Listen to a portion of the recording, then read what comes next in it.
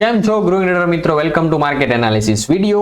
આવતું અઠવાડિયું કેવું રહેશે એની ડિસ્કશન કરીએ. લાસ્ટ વીક વિડિયો મૂક્યો તે મુજબ માર્કેટ હાલ્યું હતું એક્ઝેક્ટલી એનું તમને આખું વ્યૂ બતાવી દઉં. મેં તમને લોકોને કીધું હતું કે લાસ્ટ વીક શું કીધું હતું, સોમવારે માર્કેટ પહેલા અહીંથી એમ ઉપર જાય, ઉપરથી રિટ્રેસ કરી અને પછી નીચે આવશે. પ્રોપર એન્ટ્રી લેવલ શું લેશે તો કે ભાઈ 25,650 નો લેવલ બ્રેક થાય તો માર્કેટ ડાઉન આવવાના ચાન્સ રહેશે.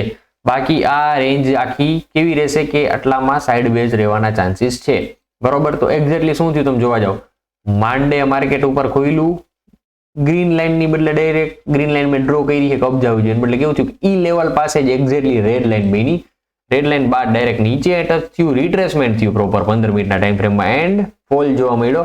ઓલમોસ્ટ 25,650 નો લેવલ બ્રેક થયું અને 600 સુધી માર્કેટે રેલી આપી. ત્યારબાદ પાછું આ અંદરની બાજુ જતું રહ્યું, સાઇડ બેઝ ઝોનની અંદર ટ્રેડ એક્ટિવ થયા પછી ઓલમોસ્ટ આ 185 અહીંયા લેવલ આ જે હતું એસએલ નું આપણું 860 નું અને આઈ માર્યો એક્ઝેક્ટલી કેટલાનો હતો કે 865 નો. એટલે મીન્સ કે આ ટ્રેડ એક્ટિવ કહી શકો, એસએલ કહી શકો અથવા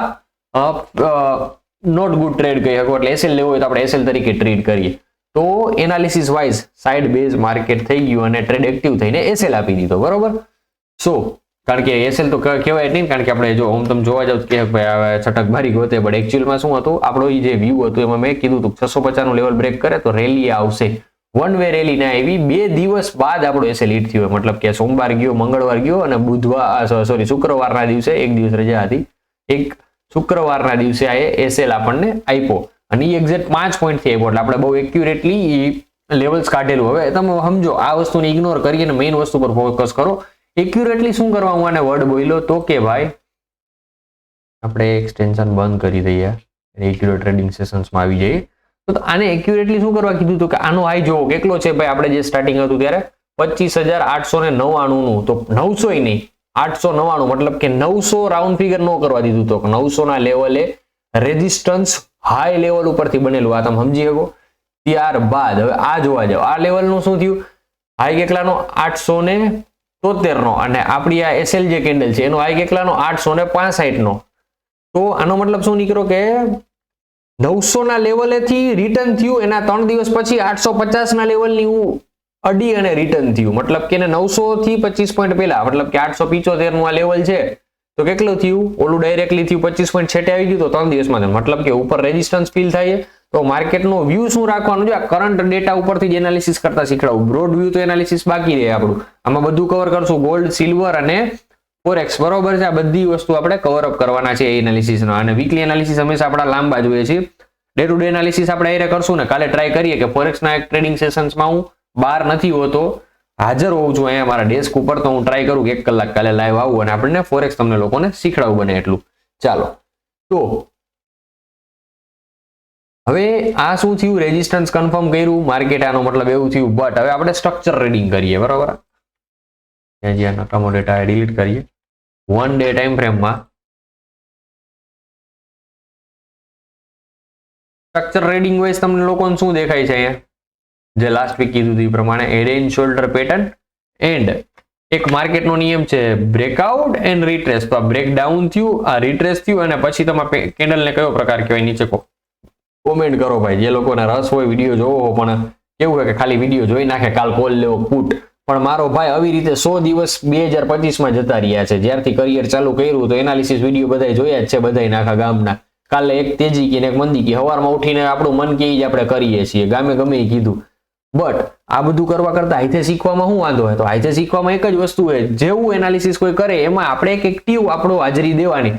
આ કેન્ડલનો કયો પ્રકાર છે નીચે અહીંયા કોમેન્ટ કરો, જોવા જતા નહીં, કોમેન્ટ કરી દો, પછી સર્ચ કરો આનો સ્ક્રીનશોટ પાડીને કે આ કઈ ટાઈપની કેન્ડલ છે. બરોબર છે, હું આમાં આનું નામ કહેતો નથી. બરોબર છે, એટલે મને કોમેન્ટ આવશે, એમાં કોમેન્ટમાં હું તુરંત આન્સર આપી દઈશ કે કઈ કેન્ડલ છે. બરોબર, ડેલી બેઝ ઉપર આપણે એક ટ્રાય થાય ને ટ્રિકી ક્વેશ્ચન નાખશું, નેક્સ્ટ દિવસે એનું ડિસ્કશન કરશું આપણે. બરોબર, તો ચાલો, તો હેડ એન્ડ શોલ્ડર પેટર્ન આપણને મળી. હવે તમને લોકોને એક બ્રોડ વ્યૂમાં ડબલ લોંગ વ્યૂ શીખડાવું. બરોબર છે, જો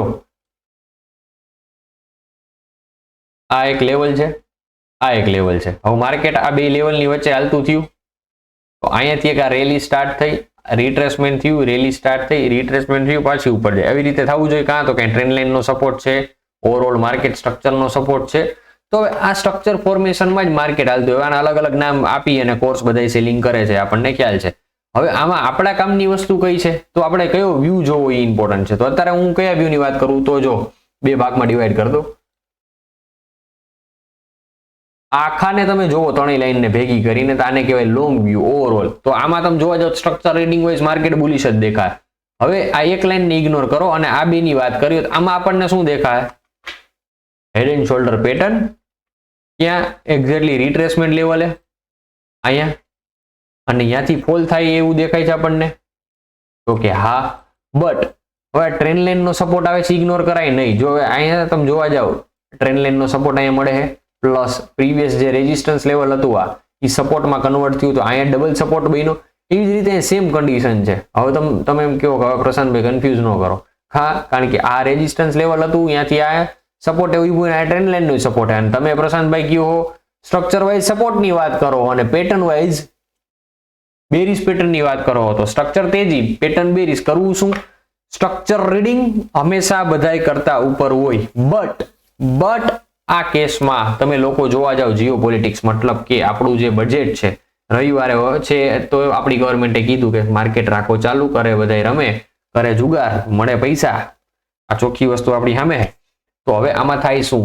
આ સિનેરિયો અહીંયા હકીકતના પોઈન્ટ ઓફ વ્યૂ થી કહું, પ્રાઇસ એક્શનના, જો સાચો ખોટો એ મેટર નથી કરતો, હું પેલા પ્રાઇસ એક્શન થિયરી બેઝ વાત કરું, તો સ્ટ્રક્ચર રીડિંગ હંમેશા સાચું પડે. હું જે મારા કરિયરમાં શીખો તો સ્ટ્રક્ચર રીડિંગ નો મતલબ શું થાય કે માર્કેટ અહીંયા નીચે ઉપર ઉપર નીચે કરીને હાલે છે, બટ આમાં જે રિટ્રેસમેન્ટ આવવું જોઈએ પ્રોપર એ અહીંયાથી જ પેન્ડિંગ છે. એટલે બેરિશ સિનારીઓ મને દેખાય, બટ આવી તેજીમાં બેરિશ માર્કેટ થવા માટે કઈ કારણ ખરી? તો કે નહીં, ફંડામેન્ટલ કારણ નથી. અને ડબલ બુલિશ થવા માટે કઈ કારણ ખરી? તો કે એ કારણ નથી. તો માર્કેટ આગળ તેજી મંદી માટેનું ફંડામેન્ટલ કારણ નથી. તો આ ચાર્ટ પેટર્ન્સ બને છે કે ના બેઝ ઉપરથી? કોઈ પણ માણસ વિચારે કે ભાઈ ગવર્મેન્ટ રહ્યું એ સારું બજેટ લઈ આવશે તો એ તેજી કરશે. કોઈ એમ કે ભાઈ આટલા બજેટ હારા ગયા, આજકાલનું બજેટ ખરાબ હશે તો એ મંદી કરે છે. તો 100 લોકો છે બજારમાં, 50 તેજી કરે, 50 મંદી કરે, માર્કેટ રહીએ અહીંયા ને અહીંયા. બરોબર છે?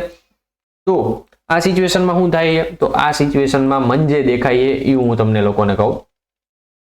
સ્લો એન્ડ સ્ટડી અહીંયાથી આ 29 જાન્યુઆરી 2018 છે, તો આ નેક્સ્ટ 10 દિવસની વાત કરીએ. નેક્સ્ટ 10 દિવસ સુધી માર્કેટ અહીંયા 25,400 સુધી આવશે.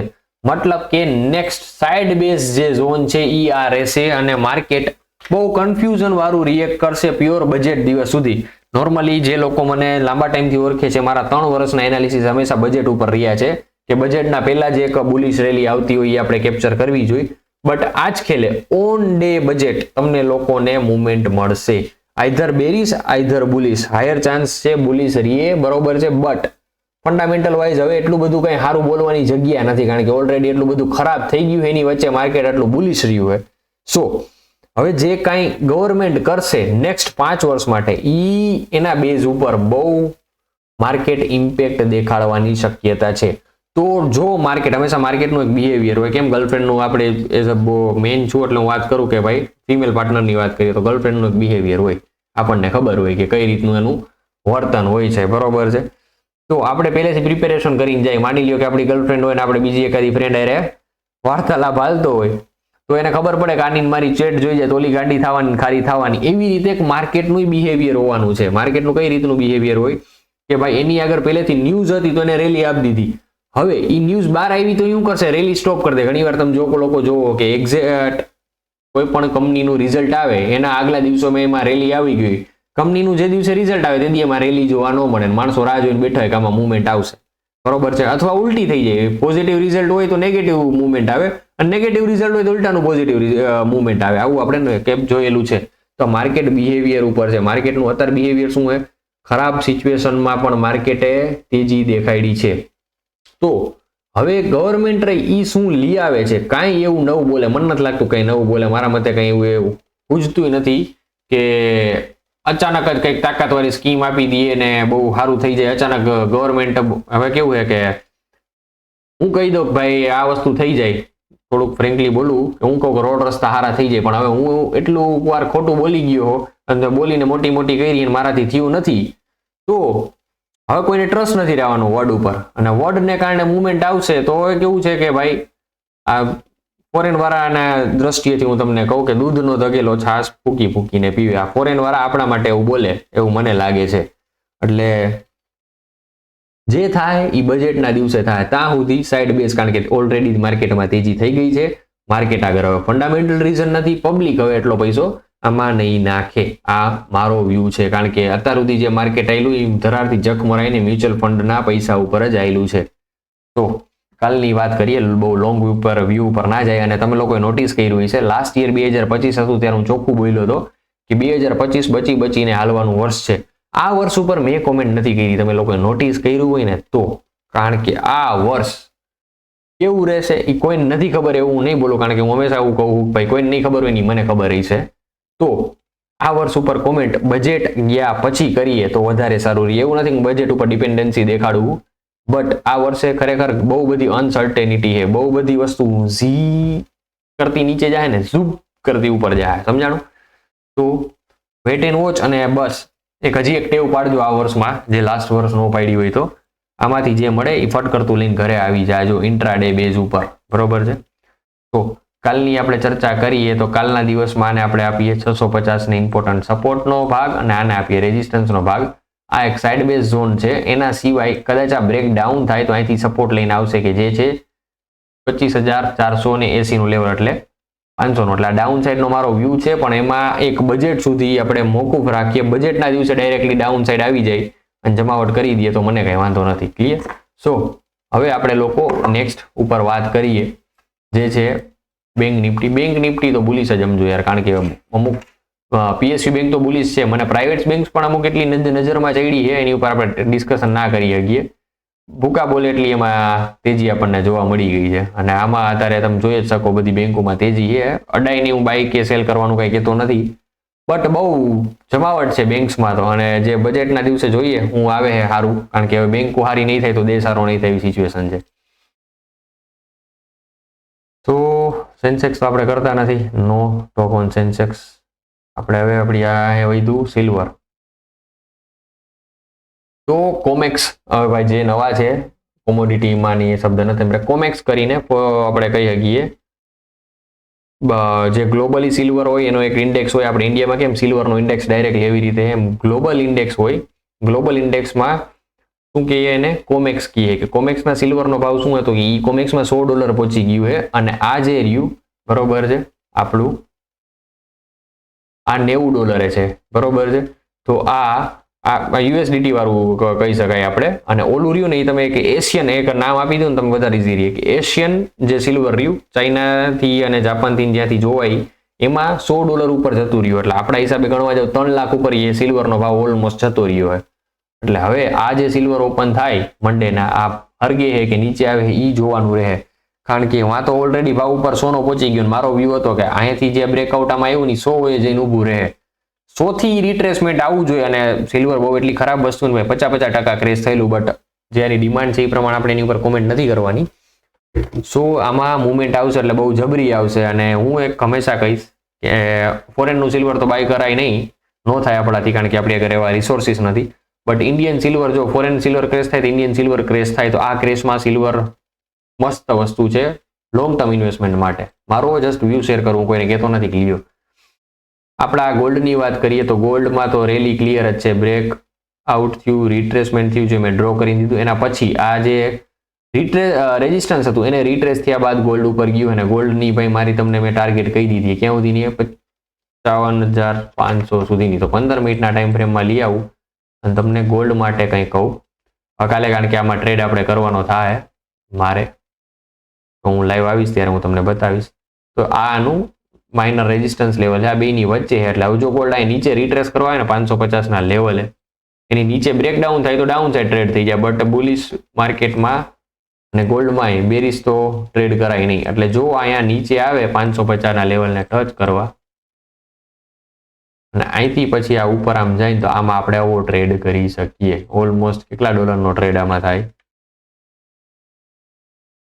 તો કે $80 ટ્રેડ, અને એસએલ આપણો એરિયામાં $30. હવે આમાં ઘણાને ગણિત નહીં સમજાય, એનું ગણિત શું હે તો આનો એક ડિટેલ વિડીયો બનાવીને નાખીશ, ત્યારે જોઈ લેજો. બરોબર, વહેલા મોડો આવશે ખરી. ઘણાને મને મેસેજ થાય ફોરેક્સ નું કરો પણ થાય. બિટકોઇનમાં એક લોંગ ટ્રેડ આપણે નાખ્યો છે, આપણું જે ગ્રુપ છે એમાં, ગ્રુપની લિંક નીચેથી મળી જાય.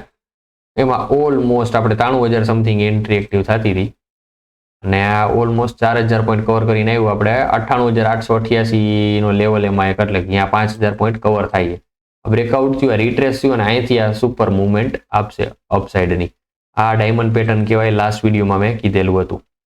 ચાલો, બિટકોઇનમાં તેજી વાળો આ ટ્રેડ એક્ટિવ છે ને અહીંથી હજી નો એન્ટ્રી મળી હોય તો અહીંયા ચોખ્ખી 94,000 ને ટચ થઈ ગયું અને પછી આ ઉપર ગયું પાછું, તો અહીંયાથી 95,996 એન્ટ્રી કરો તો એ લોંગ થઈ શકાય છે. બરોબર, હવે જેની આગળ ફોરેક્સ અકાઉન્ટ હોય એના કામનું, જેની આગળ નથી એ મારું એનાલિસિસ જોઈને ઘણું શીખી ગયું એમ છે.